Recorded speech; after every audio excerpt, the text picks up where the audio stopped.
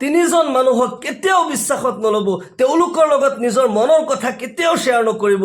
যদি আপুনি তেওঁলোকক বিশ্বাস কৰে, বন্ধুত্ব কৰে আৰু নিজৰ মনৰ কথাবোৰ আপুনি শ্বেয়াৰ কৰে, আপুনি বৰবাদ হৈ যাব। আপুনি যেন নিজৰ বৰবাদী নিজেই টানি আনিলে, নিজৰ ভৰিত নিজেই কুঠাৰ মাৰিলে। সাৱধান হৈ যাওক। হ'ব পাৰে আজিৰ পূৰ্বে এই কথা আপোনাক কোনেও কোৱা নাই, আপুনি নোট কৰি ৰাখক আৰু এই কথা গোটেই জীৱন আপুনি মনত ৰাখিব, যাতে তেওঁলোকৰ পৰা আপুনি বাচি থাকিব পাৰে। যদি আপুনি তেওঁলোকৰ পৰা আঁতৰি থাকে, আপুনি নিৰাপদে থাকিব, আপোনাৰ ইহকাল পৰকালত আপোনাৰ শান্তি হ'ব ইনশাআল্লাহ তাআলা। এক নম্বৰত যিজন ব্যক্তিৰ পৰা সদায় আপুনি বাচি থাকিব লাগিব, তেওঁলোকৰ লগত কোনোদিন বন্ধুত্ব কৰিব নোৱাৰি, মনৰ কথা কেতিয়াও শ্বেয়াৰ কৰিব নোৱাৰি, সেইজন হৈছে চুগুলখোৰ, যিজনে নেকি কথা লগাই ফুৰে। আপোনাৰ কথা বেলেগৰ লগত লগাব, বেলেগৰ কথা আপোনাৰ ওচৰত আহি ক'ব আৰু দম কাজিয়াৰ সৃষ্টি কৰিব। এজন মানুহে চাব আপোনাৰ ওচৰত যেতিয়া আহে বেলেগ কাৰোবাৰ বদনাম কৈ আছে, আপুনি সেইজন মানুহক পাত্তা দিব নালাগে। আপোনাৰ এনেকুৱা হ'ব যে তেওঁ আপোনাৰ বন্ধু হয়, এনেকুৱাকৈ সেইজন ব্যক্তিৰ বদনাম কৈ থাকিব। যদি আপুনি বিশ্বাস কৰিছে, মনত ৰাখিব, যিজনে কাৰোবাৰ বদনাম আহি মোৰ ওচৰত কৰি আছে, নেক্সট টাইম যে সেইজনে মোৰ কথা বেলেগ কাৰোবাৰ লগত নক'ব তাৰ কোনো গেৰাণ্টি নাই। এওঁলোকে সমাজ বৰবাদ কৰে, ঘৰ সংসাৰ বৰবাদ কৰে। চুগুলখোৰৰ ইমানেই নুহুচত হয়, ইমাম গাজ্জালী ৰহমাতুল্লাহ আলাইহি লিখিছে, তবে তাবিনৰ যুগত গোলাম বান্ধি বজাৰত বেচা কিনা হয়, মানুহ বেচা কিনা হয়। সৰু এটা কাহিনী মই কৈ আছোঁ, আপুনি বুজি পাব চুগুলখোৰ কিমানে ভয়ংকৰ হয়, যাৰ দ্বাৰা কি ঘৰ সংসাৰ সমাজ পৰ্যন্ত বৰবাদ হৈ যায়। তেওঁলোকৰ পৰা কিয় আঁতৰি থাকিব লাগে, এই কাহিনী শুনিলে আপুনি বুজি পাব। ইমাম গাজ্জালী ৰহমাতুল্লাহ আলাইহি লিখিছে যে এজন ব্যক্তি তবে তাবিনৰ যুগত এজন ব্যক্তি বান্ধি কিনিবলৈ বজাৰত গ'ল। বহুত টকা পইচা লৈ গৈছে, ঘৰত কাম কৰা মানুহ নাই, মই বান্ধি কিনি আনো। সেই বুলি বান্ধি বিচাৰি বিচাৰি সুন্দৰী ছোৱালী এজনী তেওঁৰ পচন্দ হ'ল। মালিকক যেতিয়া সুধিলে যে ইয়াৰ মূল্য কিমান, মালিকে ক'লে ইমান মূল্য দিলে তুমি নিব পাৰিবা।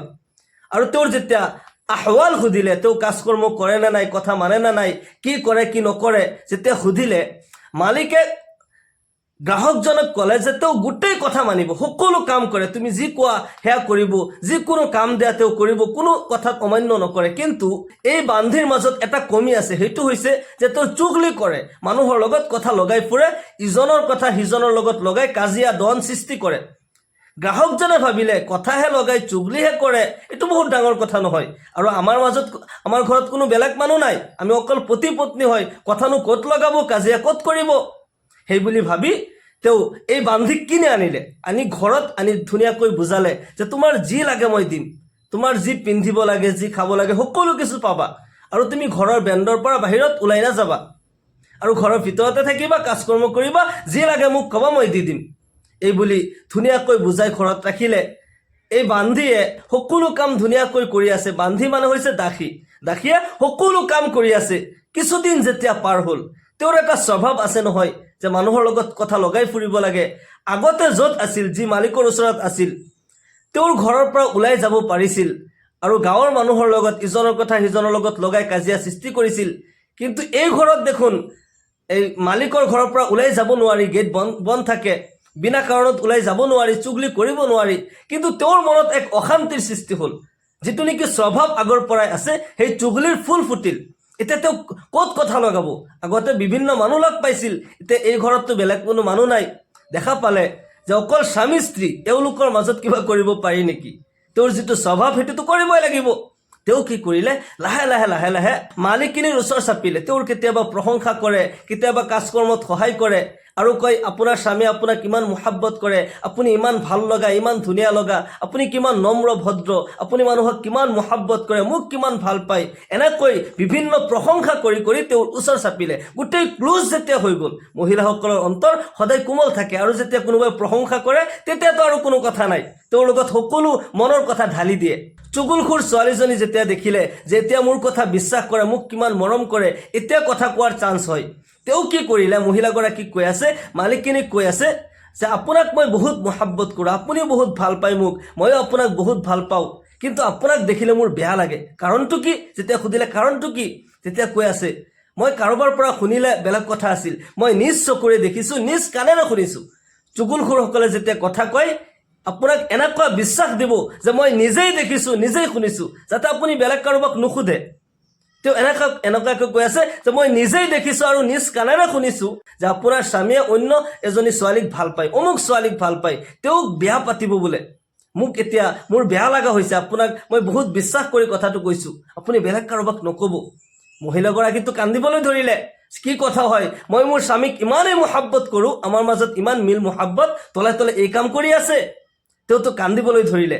এই চুগুলখোৰ ছোৱালীজনী কি কৰিলে, আকৌ সেই মালিকৰ ওচৰত গ'ল আৰু যাই বিভিন্ন প্ৰশংসা কৰি তেতিয়া কৈ আছে, মহাশয় আপুনি মোক কিমান ভাল পায়, মোৰ যেতিয়া যি লাগে আপুনি দি আছে, কিন্তু আপোনাক দেখিলে মোৰ এতিয়া বেয়া লগা হৈছে, ভয় লগা হৈছে, কি হৈ যাব, কি অঘটন যেন হৈ যায়।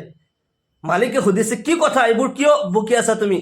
চুগুলখোৰ ছোৱালীজনীয়ে কৈ আছে, মহাশয় আপুনি সাৱধানে থাকিব, মোৰ বহুত ভয় লগা হৈছে, মই নিজ চকুৰে দেখিছোঁ, নিজ কাণেৰে শুনিছোঁ, আপোনাৰ ঘৈণীয়েকে অমুকজন পুৰুষৰ লগত কথা পাতিছে, তেওঁৰ লগত বোলে বেয়া হ'ব, আপোনাক ৰাস্তাৰ পৰা ছাইড কৰি দিব, আপোনাক মাৰি পেলাব, আপুনি সাৱধানে থাকিব। যদি মোৰ কথা আপুনি বিশ্বাস নকৰে, আপুনি পৰীক্ষা কৰি চাব পাৰে। এনেকুৱাকৈ এক্ৰিন দিলে যে মোৰ কথা বিশ্বাস নকৰিলে আপুনি নিজে প্ৰমাণ কৰি চাব। আকৌ আহিছে সেই মহিলাগৰাকীৰ ওচৰত, সেই মালিকনীৰ ওচৰত আহি কৈ আছে, আপোনাৰ স্বামীক যদি আপুনি নিজৰ কৰি ৰাখিব বিচাৰে, আপুনি যদি ভাবে আপোনাৰ স্বামীয়ে আপোনাকেই ভাল পাক, মহাব্বত কৰক, তেতিয়াহ'লে অমুক জেগাত মই এজন কবিৰাজক চিনি পাওঁ, তেওঁ তন্ত্ৰ মন্ত্ৰ কৰে, তেওঁৰ ওচৰত যদি আপুনি যায়, তেওঁৰ পৰা তাবিজ লয়, আপোনাৰ স্বামী আপোনাৰ গোলাম হৈ যাব, গোটেই জীৱন আপোনাৰ বাধ্য হৈ থাকিব। এতিয়া মহিলাগৰাকী অন্তৰ কোমল হয়, তেওঁতো ভাঙি পৰিছে যে মই যিকোনো প্ৰকাৰে মোৰ স্বামীক মই আপোন কৰি ৰাখিবই লাগিব, তাৰ কাৰণে মই কি কৰিব লাগে তুমি কোৱা। এতিয়া ছোৱালীজনীয়ে কৈ আছে যে আপোনাৰ গিৰিয়েকৰ 3ডাল চুলি আপুনি কাটি আনিব লাগিব, সেই চুলি দি তাবিজ বনাই দিব। মহিলাগৰাকী ভাবিলে ঠিক আছে, চুলি কাটি অনাটো কি ডাঙৰ কথা হয়, তেওঁ যেতিয়া টোপনি যায় মই চুলি কাটি আনিম। এতিয়া মহিলাগৰাকীয়ে কি কৰিছে, লগত চুৰি লৈ ফুৰিছে। তেওঁৰ মনত এইটোৱে ভয় লাগি আছে, মোৰ স্বামীয়ে যাতে বেলেগ আৰু কোনোবা ছোৱালীক বিয়া নাপাতে, মোৰে যাতে আপোন হৈ থাকে। এটা সন্দেহ সোমাই গ'ল। এইফালে গিৰিয়েকে চিন্তা কৰি আছে, নিজৰ অন্তৰক এনেকুৱা ভয় লাগি আছে, মোৰ ঘৈণীয়েকক মই ইমান ভাল পাওঁ, ইমান মহাব্বত কৰোঁ, মই ইমান বিশ্বাস কৰোঁ, ইমান মৰম কৰোঁ, তাৰপিছতো মোক মাৰি পেলাব, মোক মাৰি পেলোৱাৰ চেষ্টা কৰিছে, মইতো বাচি থাকিবই লাগিব। ৰাতি যদি টোপনি গৈছেও, তেওঁ টোপনি যোৱা নাই, টোপনিৰ ভাৱ ধৰি তেওঁ পৰীক্ষা কৰি আছে। তেওঁৰ মনত ভয়, মোৰ ঘৈণীয়েকে মোক কেতিয়া মাৰি পেলায়। আৰু যেতিয়া শুইছে, তেওঁ তলত এক তলোৱাৰ লৈ, বিচনাৰ তলত তলোৱাৰ ৰাখি তেওঁ শুই গৈছে। তেওঁ টোপনি যোৱা নাই, টোপনিৰ ভেকশ্যন কৰি আছে। এইফালে ঘৈণীয়েকে যেতিয়া, তেওঁতো এটা চিন্তা কৰি আছে, কেতিয়া টোপনি যায় আৰু মই চুলি কাটি আনো। দুইজনেই কিন্তু ইজনে সিজনক ভয় কৰি আছে। এক মিল মহাব্বতৰ শান্ত সুস্থ পৰিয়াল ইজনে সিজনক এতিয়া ভয় কৰিব লগা হৈছে। যেতিয়া স্বামীয়ে নাক বজাই আছে, তেওঁতো পৰীক্ষা কৰি আছে, টোপনি যোৱাই নাই, নাক বজাই যেতিয়া শুই গৈছে, তেতিয়া ঘৈণীয়েকে ভাবিলে এতিয়া সুযোগ হয়, তেওঁতো টোপনি গৈছে। এতিয়া লাহে লাহে চুৰি ওলাই গিৰিয়েকৰ ফালে যেতিয়া আহি আছিল, গিৰিয়েকে লাহে লাহে চকু মেলি দেখা পাইছে, হয় ছোৱালীজনী কথা কোৱা যিখিনি কৈছিল সত্য হয়, মোৰ ঘৈণীয়েকেতো মোক মাৰিব আহি আছে। তেওঁ কি কৰিলে, জাপ মাৰি উঠি বিচনাৰ তলততো তলোৱাৰ ৰাখি থৈছিল, সেই তলোৱাৰেদি ঘৈণীয়েকক কতল কৰিলে, হত্যা কৰি দিলে। নাউজুবিল্লাহ, কিমান ডাঙৰ অঘটন হৈ গ'ল। আচলতে ঘৈণীয়েকেতো গিৰিয়েকক মাৰিবলৈ অহা নাই, তেওঁ চুলি নিবলৈহে আহিছিল। কিন্তু এইফালে গিৰিয়েকৰ কাণ ভৰাই থৈ দিছিল, গিৰিয়েকক ভয় লগাই থৈ দিছিল, সন্দেহ লগাই থৈ দিছিল। পিছদিনা যেতিয়া শহুৰ ঘৰৰ মানুহে গম পালে যে জোৱায়ে আমাৰ ছোৱালীক মাৰি পেলাইছে, তেওঁলোকে আহি জোৱায়েকক কতল কৰিলে। সেই দেখা পাই এইখন গাঁৱৰ মানুহ সেইখন গাঁৱৰ মানুহৰ লগত ডন কাজিয়া লাগি গ'ল, তেজৰ নৈ বৈ গ'ল। নাউজুবিল্লাহ, এই ঘটনা কিয় হ'ল, ইমান ডাঙৰ অঘটন কিয় হ'ল? সেই চুগুলখোৰ ছোৱালীজনীৰ কাৰণে। যদি সেই চুগুলখোৰক পাত্তা নিদিলে হয়, যদি বিশ্বাস নকৰিলে হয়, আৰু যেতিয়া প্ৰথমতে এটা কথা কৈছিল, যদি স্পটত প্ৰমাণ কৰিলে হয় যে তুমি ক'ত শুনিলা, ক'ত দেখিলা, তেওঁক মাতি আনা, স্পটত প্ৰমাণ কৰোঁ, তেতিয়া তাৰ নাক কাণ কাটি গ'ল হয় আৰু স্পষ্ট হৈ গ'ল, ইমান ডাঙৰ অঘটন নহ'ল হয়। সেইকাৰণে যেতিয়া আপোনাৰ ওচৰত কোনোবাই চুগুলখুৰি কৰে, কাৰোবাৰ বদনাম যেতিয়া কৰে, আপুনি ৰেকৰ্ড কৰি ৰাখক আৰু সেইজন মানুহক যাৰ কথা কৈ আছে তাৰ স্পটত প্ৰমাণ কৰক আচলতে হয়নে নহয়। তেতিয়া তাৰ নাক কাণ কাটি যাব আৰু আপোনালোকৰ মাজত দুশ্মনী নাথাকিব।